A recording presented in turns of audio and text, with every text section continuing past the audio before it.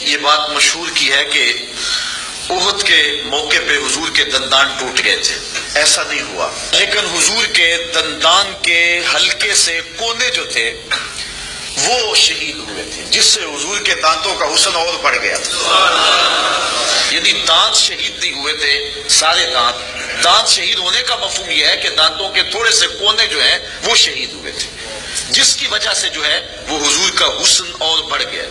اچھا، کافر بڑے خوش ہوئے جب انہیں پتا چلا نا کہ احد میں حضور کے دانت شہید ہو گئے، اور دانتوں سے انہوں نے یہی مفہوم لیا کہ شاید دانت ہی نکل گئے، تو وہ بڑے خوش ہو گئے کہ شاید اب حضور سونے نہ لگے۔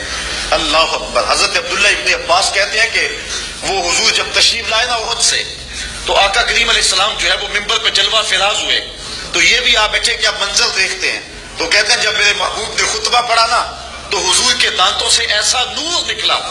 کہ جدھر دیکھا نور ہی نور چھا گیا۔